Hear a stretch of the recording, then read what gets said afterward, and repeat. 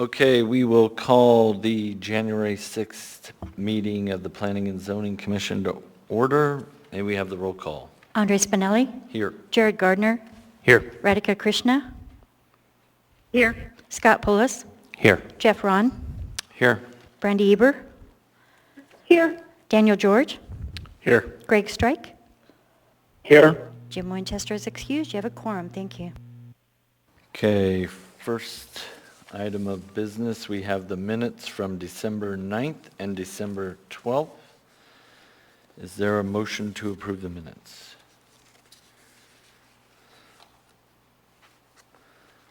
It's moved by Commissioner Poulos. Is there a second?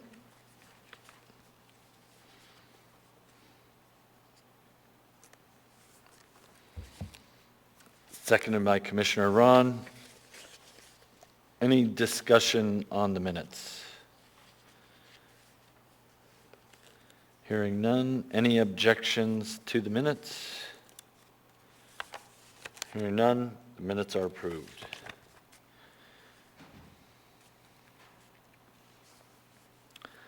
Any commissioners have any items to disclose?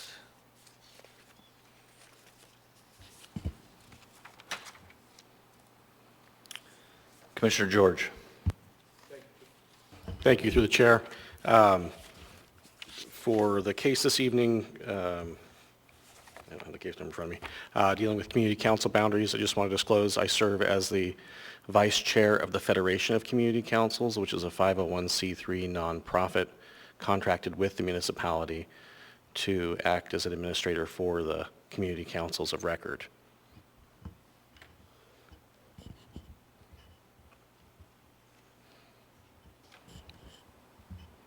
I do not believe it will impair my ability to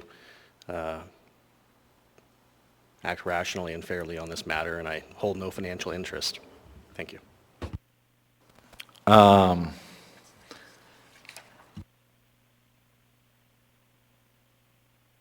Yeah, I would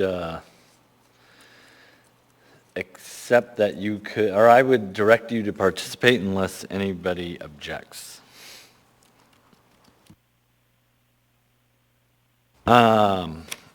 I have a disclosure in case 2025-0001, and this case will be postponed, but I will go ahead and disclose that I own property adjacent to the site. I am negotiating to purchase another piece of property that's also adjacent to this site, and I'm not positive I have a conflict, but I might just recuse myself from that case. So I'll probably have to repeat that when it comes back. Commissioner Ron.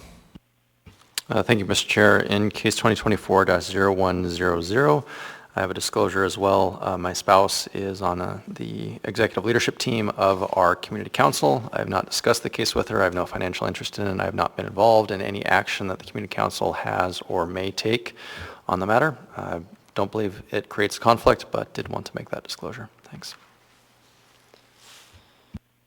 Could Commissioner George describe if the Federation of Community Councils will also be taking a vote or any sort of make any decision related to the boundary?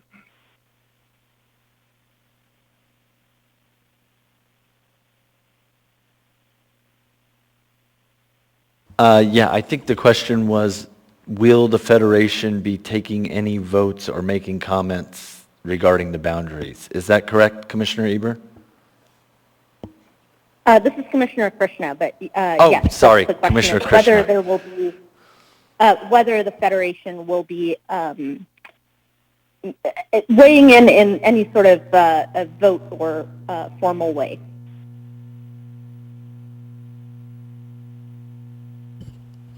I don't believe so. I will have to see what our agenda is for next month. I can certainly recuse if there is a position to be taken on that. The Federation of Community Councils is a 501c3, just for the record, that is separate from the community councils themselves, which would be impacted. I don't believe that the community council that I hail from and I'm a delegate from would be impacted by this ordinance either.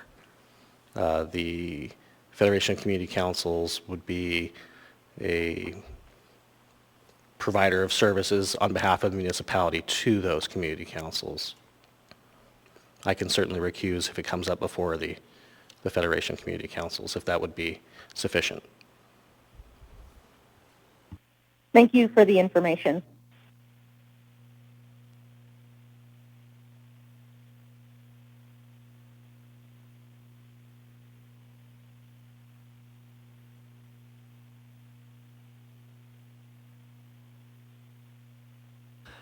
Commissioner Ron, for the record, I'm directing you to participate unless any commissioners object.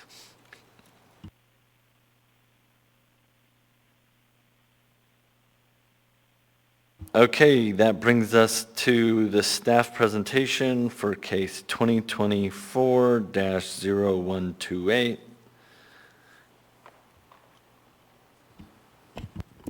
Thank you, Chair Spinelli. This is a DOT project to improve the Glen Highway and Highland Road interchange in Eagle River. The plan is, the concept plan is for the existing bridge over the highway to be maintained with objectives to enhance highway merging, queuing issues, and maintenance. Members of the project team are available for questions tonight. This concept report is an information item. The commission shall take no action. The concept report is just to familiarize the commission with the project, and it's distributed prior to the submittal of the 35% design level design study report.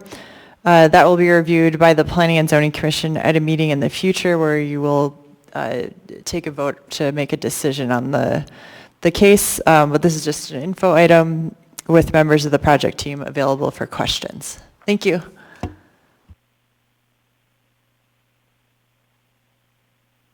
Are there any questions for staff?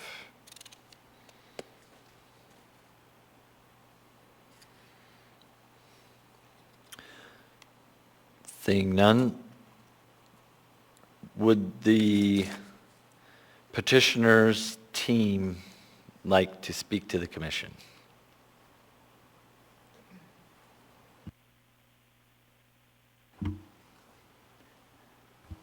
Are there any questions for the petitioners?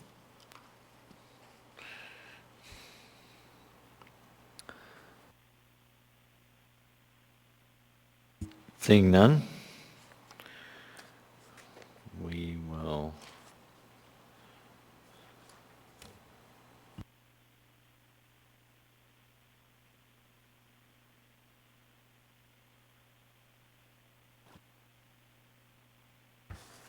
so that will be a non-action item. And we will move on to case 2024-0121.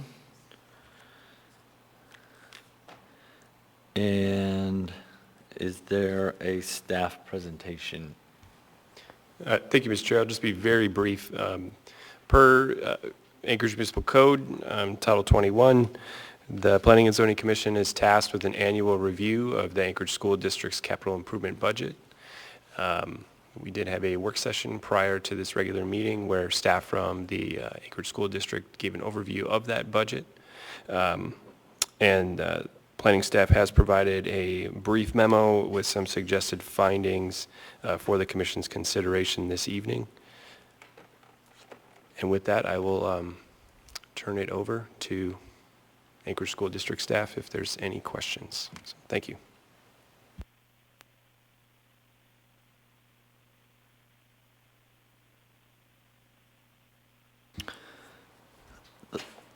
Would you like to give a petitioner's presentation?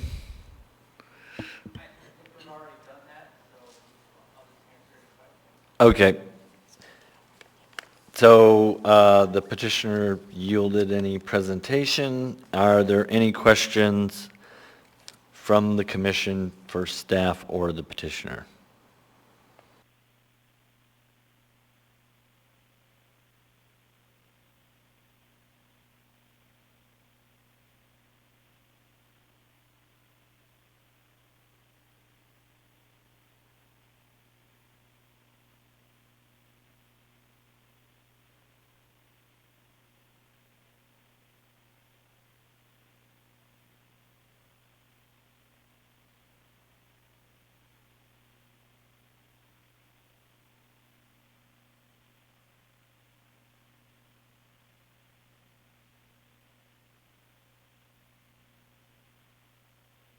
Okay.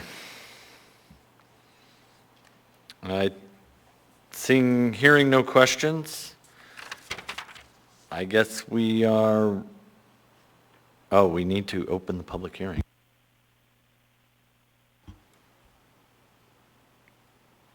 Point of order, Mr. Chair, it's a non-public hearing item. Okay.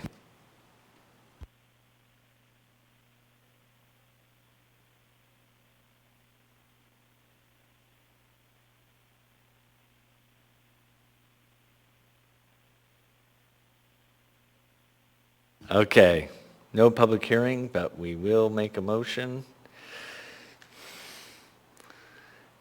We have a recommended motion on the screen.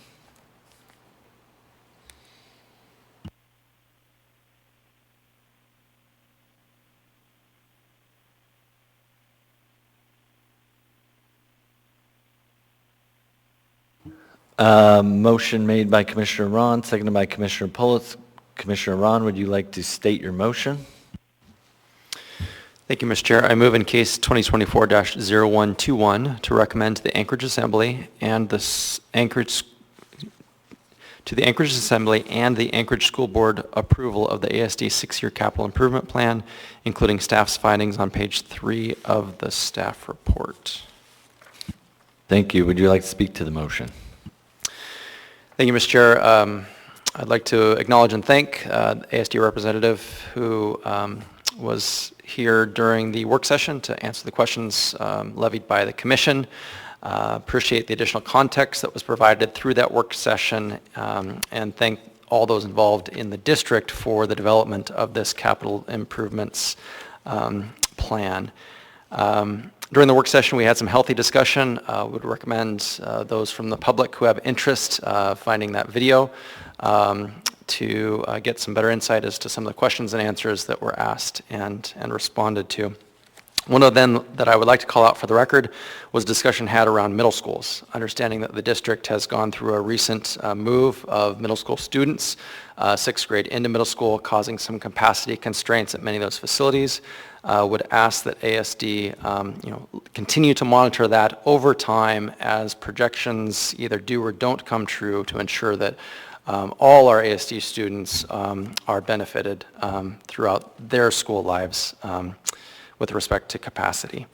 I'd like to close by acknowledging that the school district has a very tough job of keeping our students safe, healthy, and educated. And in today's environment, that's a very difficult thing to do in our community. But it's not just the responsibility of the school district to do so. It's all of ours. So let's keep that in mind as we move forward. And I intend to support this motion, support the CIP, and ask residents to support the school district as well. Thanks. Anybody else wishing to speak to the motion?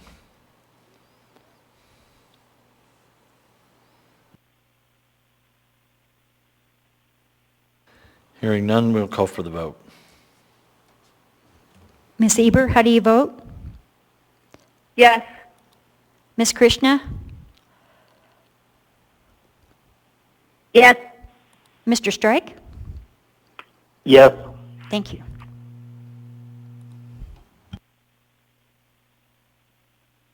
That motion passes.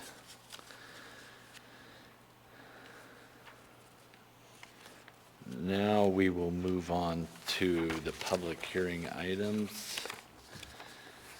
And I will read the procedures by which the public may speak to the commission at its meeting.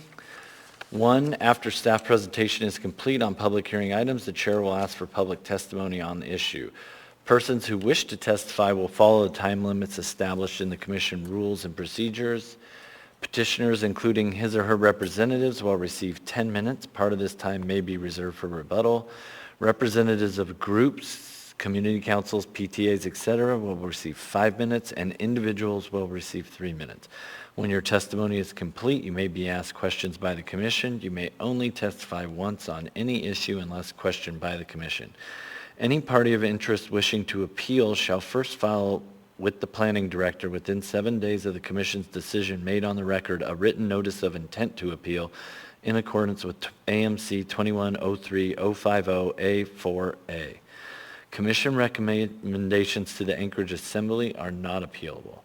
Following approval of the written finding of fact and decision, any party of interest may within 20 days file an appeal by filing a notice of appeal and paying the appeal fee and deposit in accordance with 2103-050.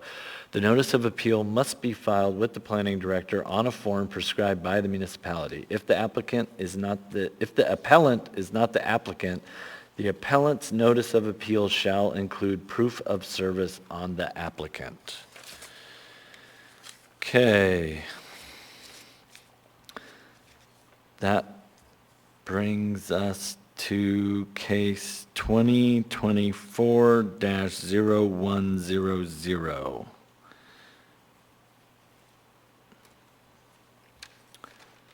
Can we have the staff presentation, please? Good evening. This is Tom Davis with the Planning Department to deliver a staff report to give you a brief overview of the process, the public hearing schedule that we're laying out with you, help you through the materials for review briefly, go to review the comments received, and then fifth, next step. Planning and Zoning Commission is, we're requesting the Planning and Zoning Commission to hold a public hearing and to make its recommendations to the Anchorage Assembly regarding some amendments to the community council district boundaries. So these are the boundaries of our neighborhood community councils. This is the 10-year review of community council boundaries. The municipality carries this out every 10 years, just a comprehensive review. And that is by requirement set forth in the municipal code, section 2.40.040, for the municipality to review the boundaries of community councils to determine if any need to be adjusted or any community council districts need to be reviewed. And this requirement includes a public hearing before the Planning and Zoning Commission. The findings and recommendations from the Planning and Zoning Commission get forwarded to the Assembly, which must also hold a public hearing. Both bodies are required by code to take into account, solicit and take into account comments from the community councils. Just briefly, this process is a 10-year process, and it's laid out for us in Chapter 2.40, and the Chapter 2.40 also lays out the standards or criteria for how we delineate our community council neighborhoods. In summary, the Assembly defines the community council districts by ordinance, and it must do so to, one, group residents within, quote, natural communities, unquote, and secondly, to recognize community desires regarding boundaries. Population is not to be used as a criterion.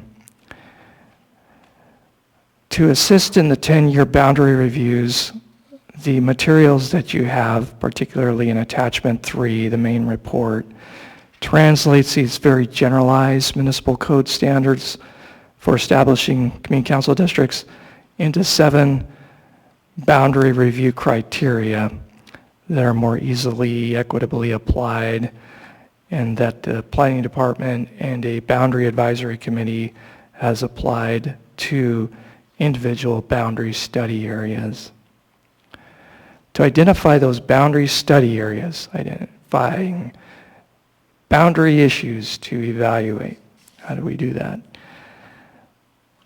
We're bringing forward to you approximately 40 boundary study areas that have been evaluated, that were identified for evaluation based on the public process. The process began in late 2022 with outreach to the Federation of Community Councils and to all of the Community Councils executive boards. An online questionnaire, interactive online questionnaire regarding community council boundaries was posted online for 4 months, and with the help of the Community Council Center, we distributed that to approximately 9,500 households, recipients, excuse me. In response, we received approximately 410 questionnaire responses regarding satisfaction with community council districts and boundaries, and an additional 10 or so comments via email and letters. These members of the public identified a range of boundary issues of concern to them, and these became the 40 boundary study areas evaluated in this project for you. The process continued in 2023 with individual community council consultations and a community council's boundary advisory committee. With the help of the Federation, we organized a committee of approximately 12 members, the municipal ombudsman as an ex officio member, essentially leaders, presidents from geographically representing all parts of the municipality from the community councils. And this Boundary Advisory Committee held 6 public meetings. We basically ran it as if it were a municipal commission, publicly noticed meetings with minutes. And this committee assisted the planning department in evaluating these boundary study areas against the boundary review criteria. We also invited public comment, and frequently, or on every meeting, we had guests from community councils to explain their positions. In most of the 40 boundary study areas, after applying the boundary review criteria and considering the public feedback, the Planning Department and Boundary Advisory Committee have recommended no change, i.e. to retain existing boundaries in all but 9 cases. In 9 of the 40 boundary study areas, changes to district boundaries are recommended. Of these 9 changes, 2 are recommendations to merge or absorb 2 existing community councils into a neighboring community council. The remaining 7 are boundary adjustments between districts. These 9 changes are identified for you in attachment 3. That's the main report. The main report documents the process, but in its executive summary on pages 1 through 3, it's a nice Cliff Notes version of the process, and on pages 1 and 2, it identifies for you where those changes are recommended. So of all these boundary study areas and all these materials, you could go to the pages 1 and 2, the executive summary of attachment 3, the report and recommendations, and quickly see what are the changes recommended. They are described there. In addition, the executive summary also provides you on page 3 with a quick index cross-reference table between every one of the existing 38 community councils and all of the boundary study areas that involve or touch on that community council.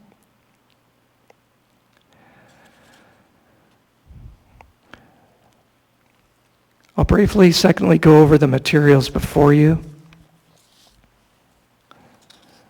because they seem like a lot, but I'll help you zero in on what you want to look at, depending on what you want to look at.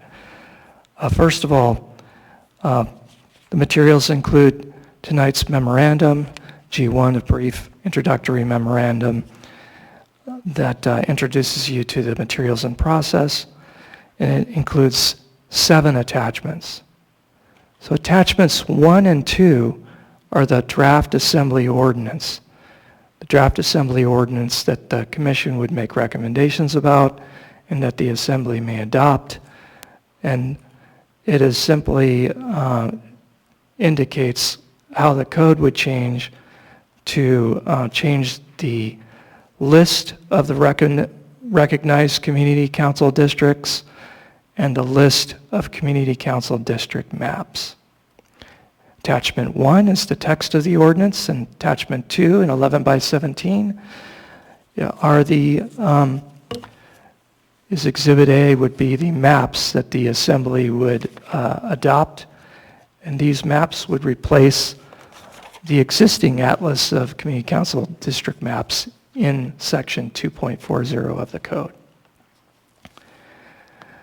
We're recommending a complete replacement, not because we're changing a lot of boundaries, but because the maps in the code are 22 years old and they are looking quite out of date. In fact, most of the information, the rivers and coastlines on those maps don't match our latest information, our best information about these geographic landmarks. So attachment to the community council district maps that you'd be adopted doesn't show you where the changes are being made. So let's move on to attachment 3 and its appendices, attachments 4, 5, and 6. Attachment 3 provides you with the summary of the public hearing process and the analysis of all the boundary study areas, and it's called White Paper Report and Recommendations, and really it's really primarily just call it the main report and recommendations, public hearing draft recommendations based on the planning department and boundary advisory committees review together of these boundary study areas. And it begins with a letter from the chair of the boundary advisory committee who is still following this process and describes that committee's process for you. It moves on to its executive summary, which I think is a great Cliff Notes version for you. It's only 3 pages of the process. And then part 1 of 2 provides you with the ins and outs of the public process we've used and the boundary criteria, the code-based boundary criteria that we use to resolve boundary issues and boundary disputes. This process and set of criteria is rather laudable. We've used it twice before, 10 years ago and 20 years ago. 20 years ago when I was a staff member on this project. And it's a great way to resolve boundary disputes, perhaps better than we see in many areas of the world today. Part 1 ends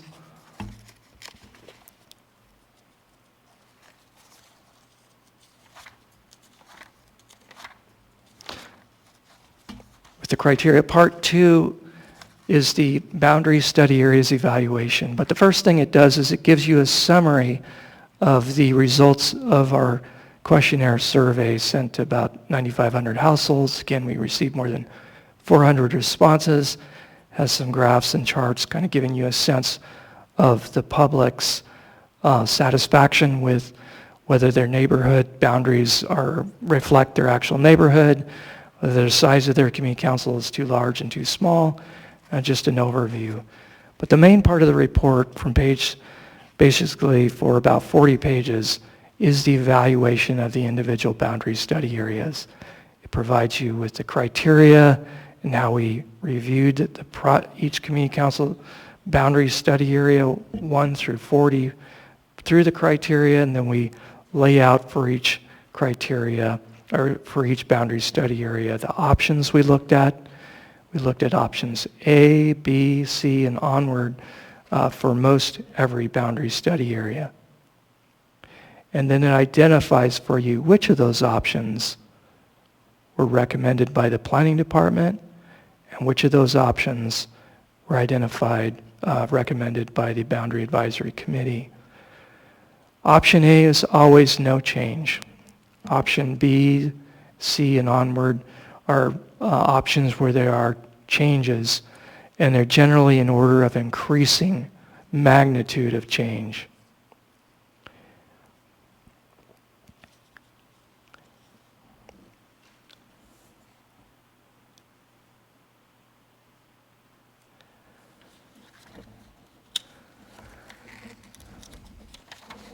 I mentioned that all of these boundary study areas were identified by the public. It wasn't the planning department's intent to propose a lot of big changes ourselves. So these changes, these study areas, the boundary study areas come from the public. And when we began this project, we figured there'd be about 6 to 10 boundary study areas identified for us. And so there were actually 38 specific areas. A number of areas we grouped together in study area 39. Boundary study area 40 was eventually identified by the planning department. And that is what we see of as primarily technical corrections and updates to community council boundaries where they abut Chugach State Park, and secondly, where they have coastline on the Cook Inlet, including the Nick Arm and the Turnigan Arm. We identified boundary study area 40 as we were working up developing the maps rather late in this process, and we found there were some out-of-date or inaccurate boundaries in these against Chugach State Park and the coastline. And so we've introduced boundary study area 40. The remaining 39 came from the public.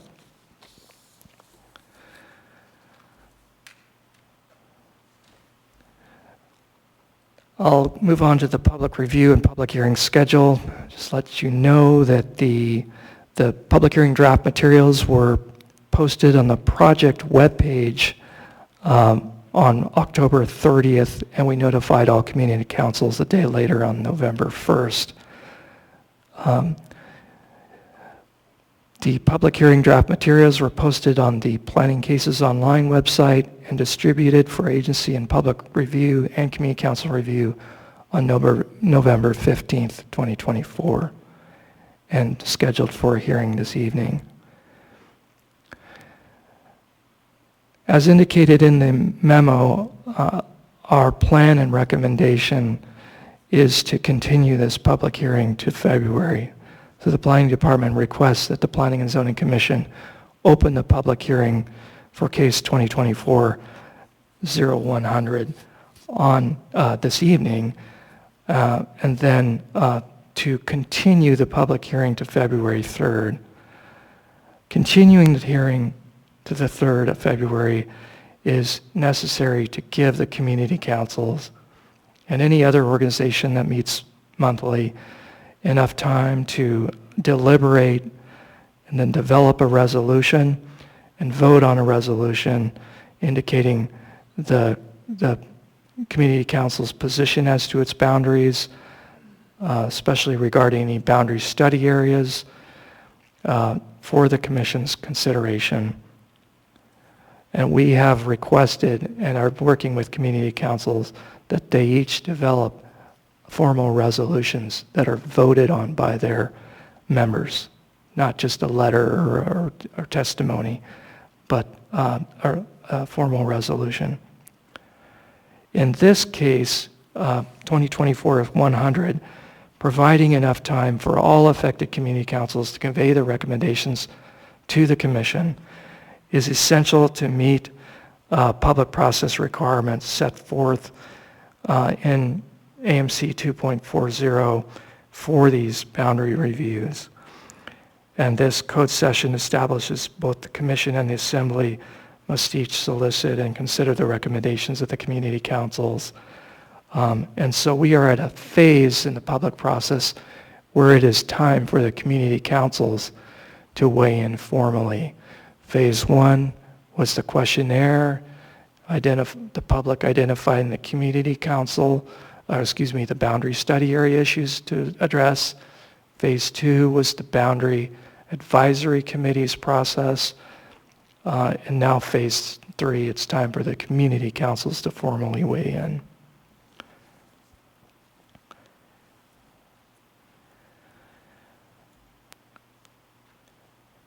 I'd be remiss in not clarifying attachment 3. This report recommendations has 3 appendices. Appendices A and B document for you in detail the first 2 phases of the public process. Attachment 4, known as Appendix A, is a document containing all of the questionnaire responses and emails and public comments we received establishing the boundary study areas. Attachment 5 in your packet, which is Appendix B to the report and recommendations, is the action summary and the summary minutes from each of the half dozen Boundary Advisory Committee meetings.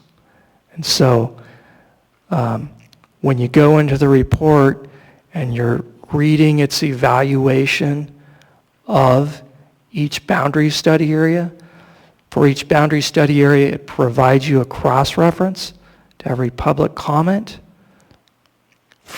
that's provided in attachment 4, and also a cross-reference to where in the minutes in attachment 5, the Boundary Advisory Committee deliberated on the topic. So you not only have the evaluation in the attachment 3, the main report, you have cross-references from the main report to the public comments and the advisory committee deliberations about that study area. Finally, attachment 6. Attachment 6 is the boundary study area maps.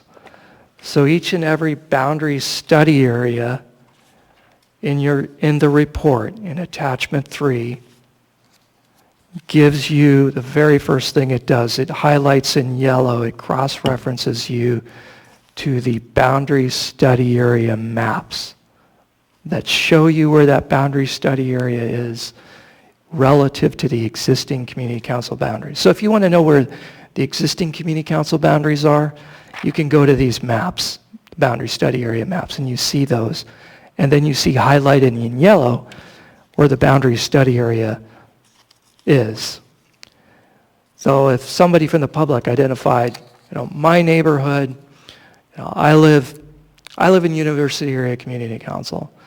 I live east of Boniface Parkway. I feel in my neighborhood, east of Boniface Parkway is really more naturally a part of Scenic Foothills Community Council. So you can see where that study area is in these maps. So as you read the report, or you want to read the report for particular boundary study areas, you can reference the map and see where that is.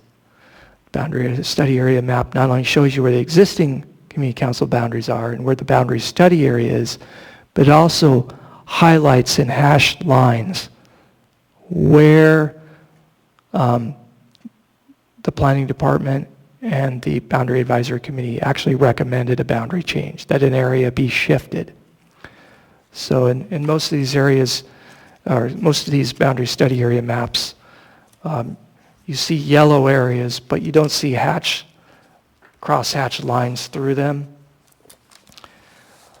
But in several areas, you see some cross-hatched lines, and those show that a boundary change is being recommended. So you can see where the boundary study areas are, and you can see where changes are being recommended. And for an example, if you were to flip to page 15 of attachment C, the 11 by 17, the appendix C containing the boundary study area maps, It's attachment 6 in your packet. If you go to page 15 of it, page 15 of that attachment, you would see boundary study areas map number 9. And it happens to show the kind of the upper Campbell Creek vicinity. Community councils in the university area, Campbell Park, Abbott Loop, Taku Campbell. So you see some numbers and highlighted in yellow. Those are your boundary study area numbers. When a boundary study area number, like for example in the upper left corner you see number 29 in Spenard Community Council, you see number 28 in Midtown, and you don't see any yellow highlighted area. That boundary study area applies to that entire community council. For example, in boundary study area 28 in Midtown, somebody recommended that Midtown be removed and be absorbed into its neighboring community councils. So that boundary study area applies to the entire community council. In Tudor area, just to the right of Midtown, similarly, you see a boundary study area at 12. And you see a hatch lines through Tudor area. Somebody recommended that Tudor area be absorbed into its neighboring community councils. The hatch line tells you that there is a recommended change there, and in fact we are recommending that Tudor area be merged into a neighboring community council. Meanwhile, in Midtown, there's no hatch line. We evaluated it and came to the conclusion that Midtown should be retained, so there's no changes recommended to Midtown. Further to the right, I wanted to point it out to you 2 examples of boundary study areas that cover a part of a community council and how those look on the maps. So if you look at boundary study area 13, it's just south of the university area, covers a large part of Campbell Park, but not all of it. Boundary study area 13 addresses a variety of public comments recommending changes in Campbell Park, but not to the whole community council. You don't see any hash lines there, you just see yellow. There's no recommended change to the Campbell Park Community Council boundaries from boundary study area 13. Flipping to the north of university area, you see on that same map, boundary study area 16. Seems to have hatch lines in it. It's very small. It's in the eastern end of the existing boundaries of Rogers Park. Boundary study area 16 covers that part of Rogers Park that's east of Lake Otis. There's hatches through it. Boundary study area 16 with those hatches indicates to you that a change is recommended there. Lastly, I'll help you understand boundary study area number 8, same map, eastern end of university area. Boundary study area 8 covers all of the university area community council that's east of the university UAA and APU campus, east of the UMed campus. So UMed district, everything east of that is highlighted in yellow. But only the section of that highlighted area only the portion of that highlighted area that's east of Boniface Parkway has hatches through it. That means that in boundary study area 8, the eastern portion of boundary study area 8 is being recommended to be transferred out of University Area Community Council. And the part of the boundary study area 8 that's west of Boniface, that doesn't have the hatch, is not recommended to be transferred anywhere. That's about the most complicated one on there, maybe a couple others. Lastly on the map, just notice that down by Diamond Boulevard, everything south of Diamond, at the south end of Taku Campbell is being recommended to be transferred to another community council, in this case, Bayshore Clat.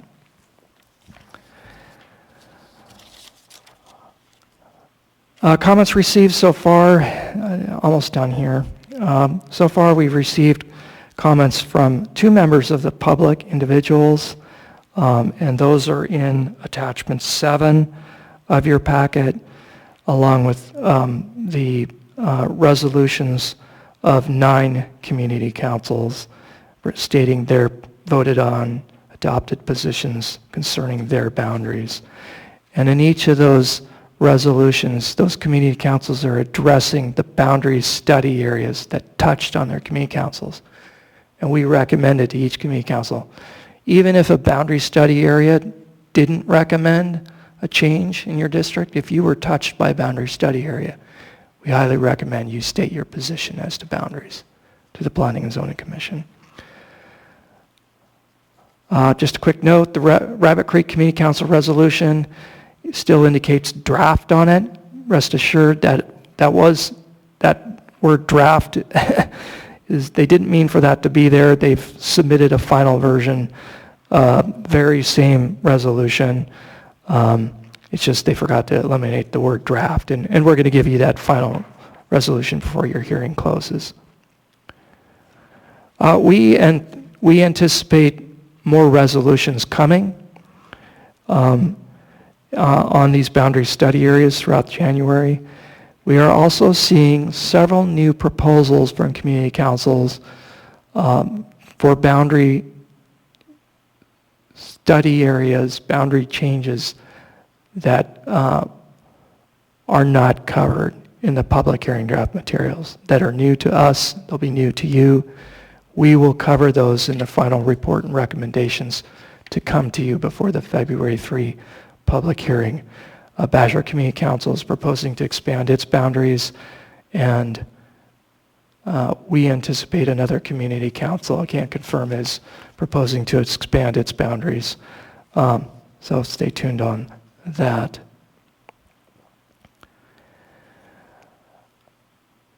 Several areas where we think there will be disagreement that we wanted you just to be aware of. And our goal has been to seek agreement as much as possible. So it's the easiest on the commission and the assembly. But just to give you a heads up, we do anticipate disagreement for several boundary study areas. Some disagreements related to boundary study areas.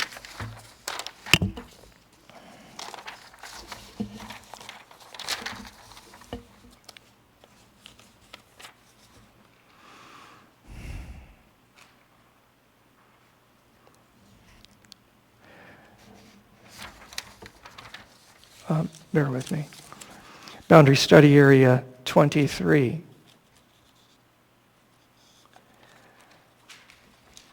Boundary study area 21.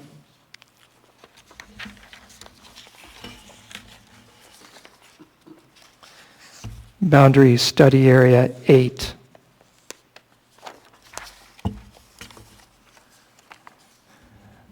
Boundary study area 32, Spenard Beach Park.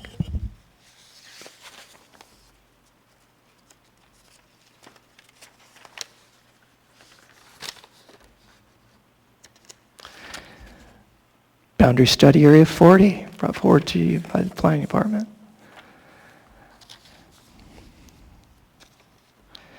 Again, we request to continue the hearing to February 3rd. This will also give the commissioners more time to absorb all this and to ask questions.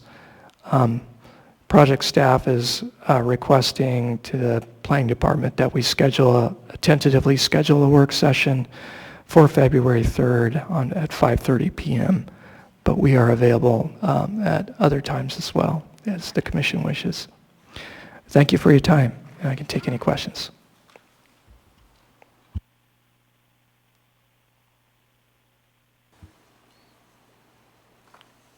Questions from Commissioner Gardner? Thank you for the presentation and the thorough materials, Tom. I just wanted to confirm my understanding, and I'm looking at the the executive summary and the report in attachment 3, where it lays out the recommended changes to community council boundaries. And the first 7 or so say that they're recommended both by the Boundary Advisory Committee and the Planning Department, and then you noted 32, which is the Spenard Beach Park, which is maybe one of potential contention, and then study area 40. Are those recommendations for 32 and 40 in the current draft ordinance and revised maps?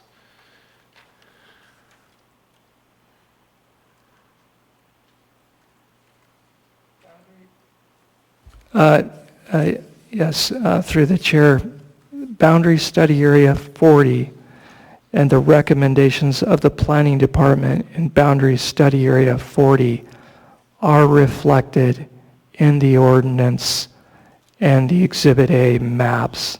So if those maps were to be adopted as they are, those maps would reflect boundary study area 40. Boundary study area 32, I have to look at the map to jog my memory on that question. Does boundary study area 32 reflect, whose recommendations does it reflect? Does the maps, public hearing draft ordinance maps reflect? And so the planning department recommends retaining Spenard Beach Park entirely within Turnagain Community Council, and on page 14 of the Exhibit A maps, it does indeed show that Spenard Beach Park is reflects it remaining in Turnagain Community Council, and that the Boundary Advisory Committee had a different recommendation, which you can see. Thank you.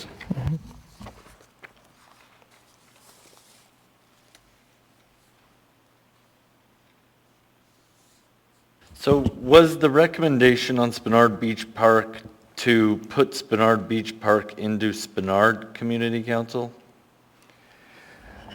That was one of, yes, in response to the question, yes, that was one of the options.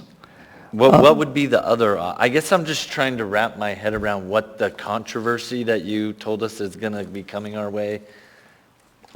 Right. And you told us a lot of stuff, but you didn't just cut to the chase and say, here's what's happening. Here's what people like and don't like. So if you could just tell me that, that would be great.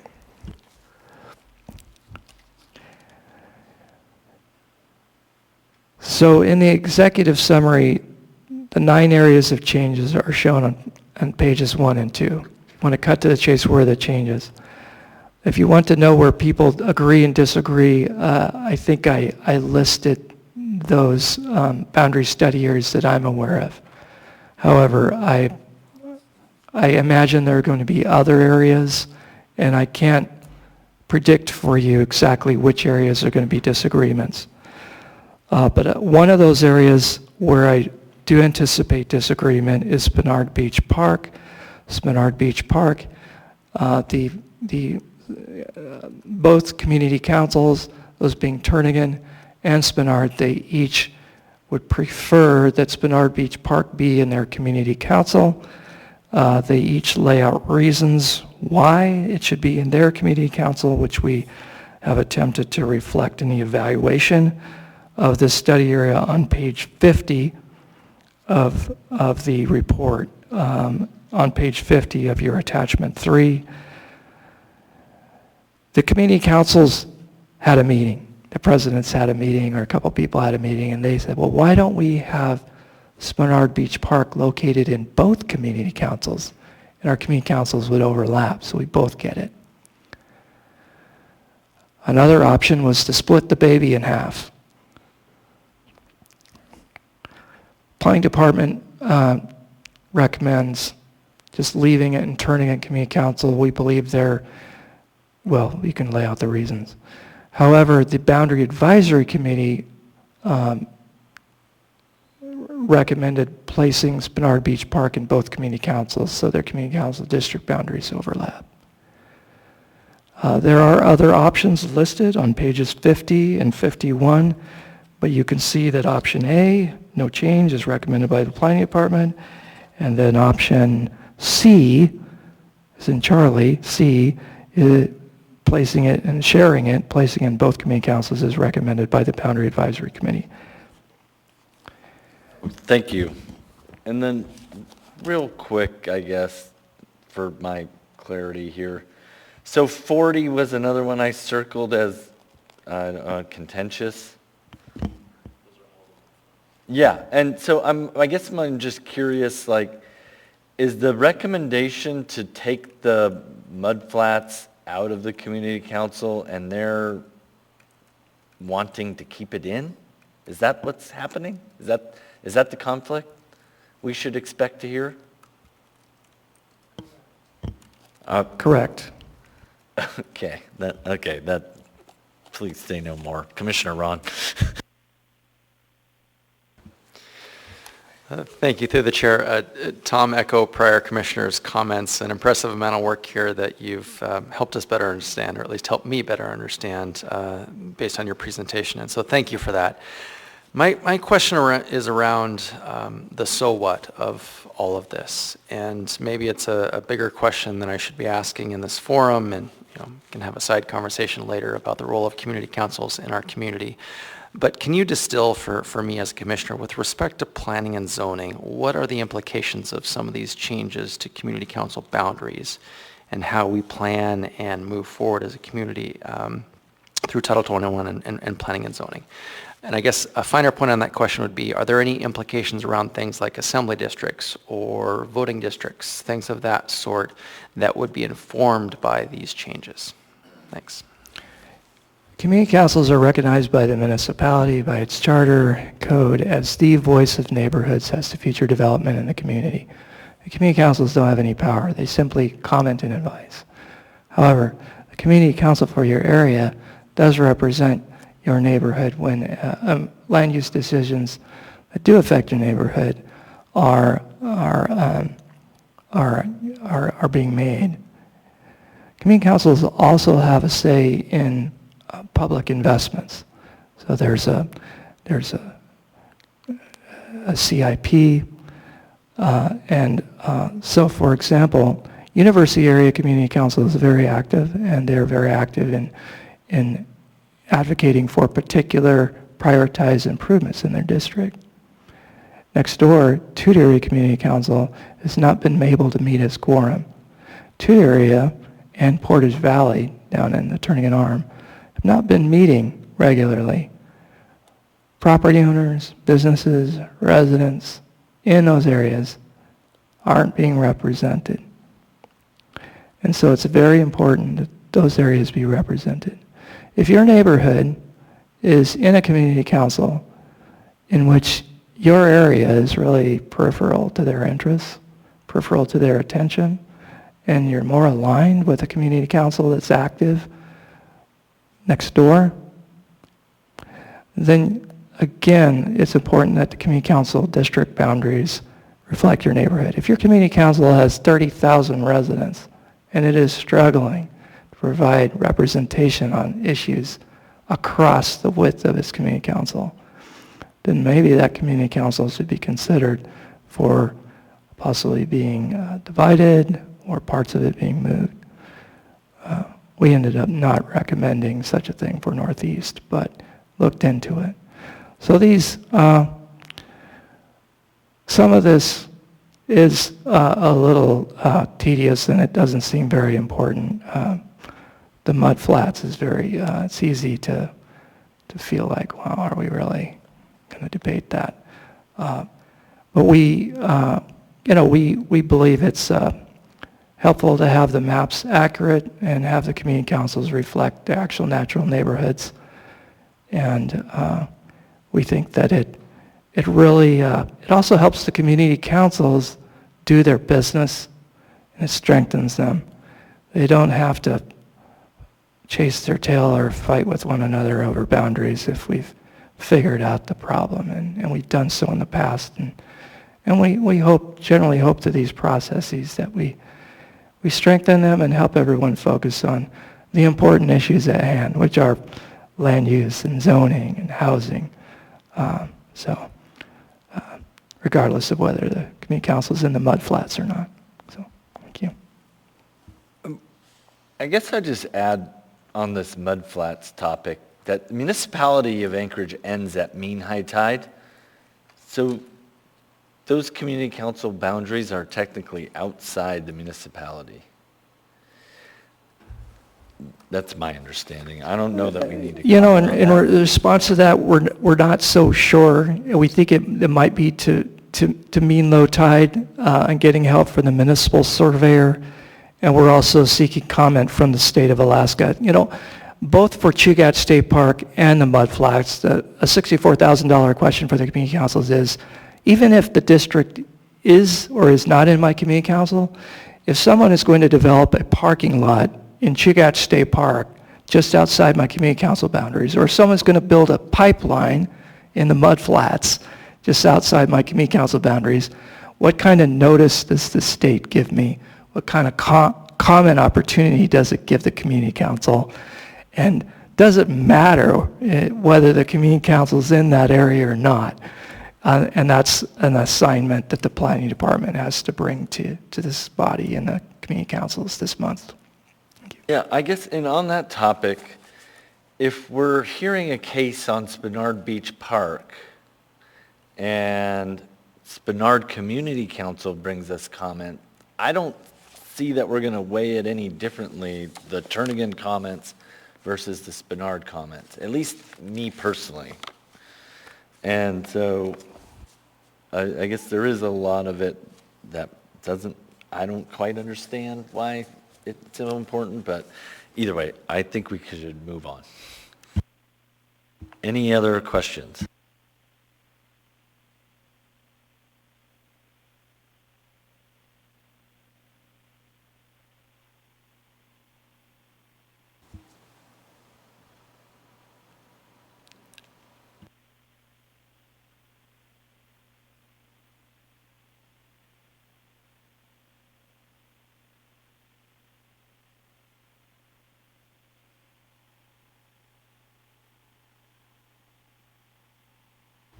Okay, just for clarity, are we opening the public hearing tonight?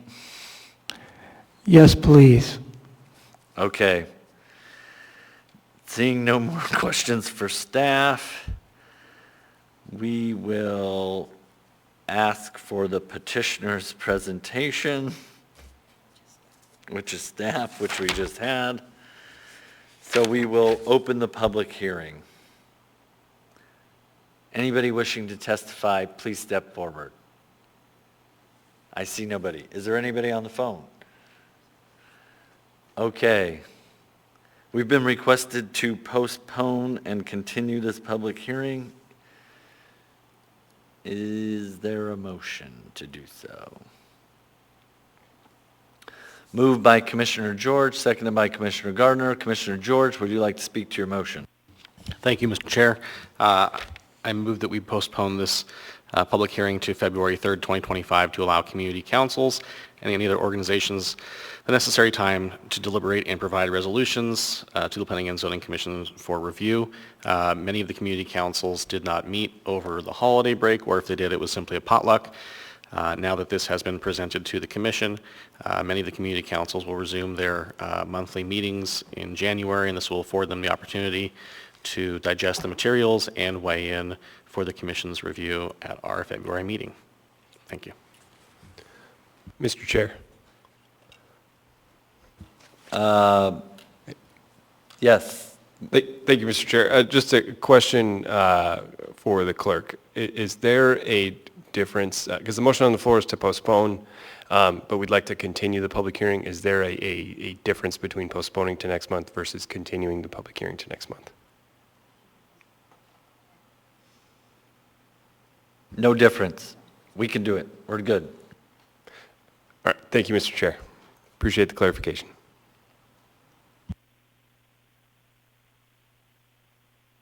Okay, anyone else wishing to speak to the motion? I will speak to the motion. This is Commissioner Strike. I believe that there is a question on postponement versus continuation, that if it's postponed, then this public hearing notice never applied. So I think it is correct that we show a continuation, because this was an open, valid, and posted public testimony opportunity. Through the chair, Mr. Strike, if the postponement or the continuance is within 30 days, we do not have to renotice? Is that what you're asking? No, I'm saying that the terminology of postponement would imply that we never had a public hearing tonight.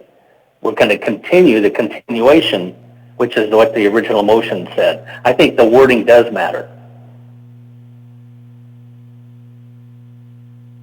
Oh, well, if the original motion said to continue, then I was just misspeaking, and we're doing what the motion says. But what the verbiage was a postponement. What the motion written shows a continuation. It just should be a matter of Commissioner George acquiescing to the written motion.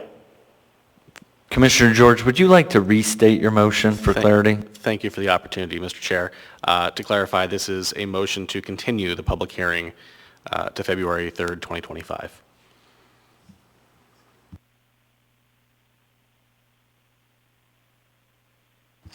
Any further comment?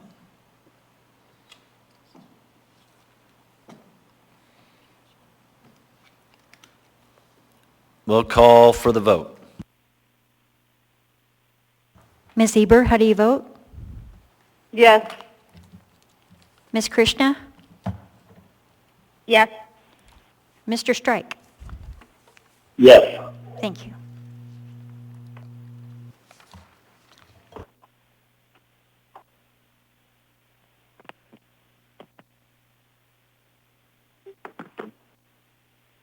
The motion passes.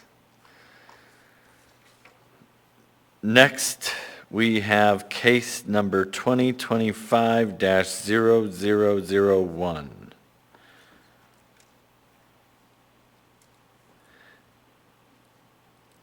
And now we have had a request from staff to postpone this case.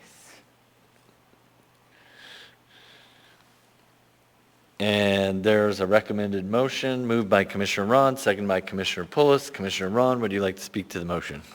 Thank you, Mr. Chair. I move to postpone case 2025-0001 to February 3rd, 2025 at staff's request. Would you like to speak to the motion? No, thank you. Anybody else wish to speak to the motion? Hearing none, let's call for the vote. Ms. Eber, how do you vote? Yes. Ms. Krishna? Yes. Mr. Strike? Yes. Thank you.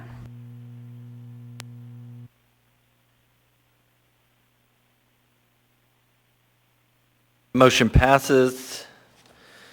That case is postponed. Next order of business, Title 21 discussion.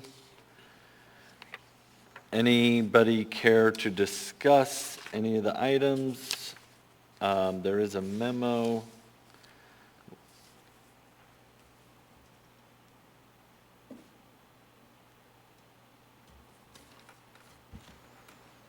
Commissioner Ron. Thank you, Mr. Chair. Just briefly, again, appreciate the Planning Department for providing us with the memo tonight. Question on item 14B. I have not had a chance to review the recording of the December 17th regular meeting. Would appreciate if staff could provide any insights as to what transpired there. Thanks to the department, this commission heard a case. We, deliberated and provided some feedback, and I understand through AIM that the Planning Department provided that information and its own as well to the Assembly. Was any of that incorporated? That's my question.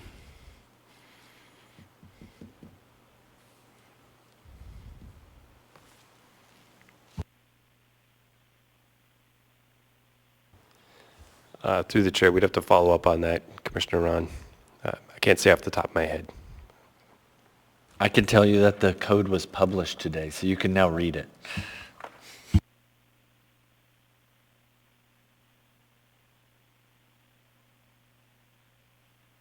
Okay, any other comments from the commissioners on Title 21 or anything else prior to adjourning?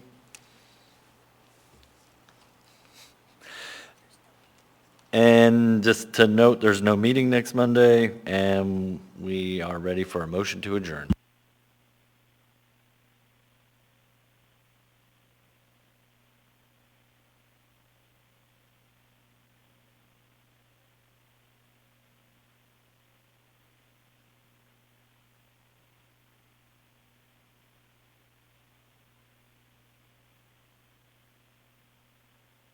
Now we're accepting verbal motions to adjourn. Move. And that's motion by Commissioner Pullis. Is there a second? Seconded. By Commissioner Gardner and George. Any objection? Hearing none, we are adjourned.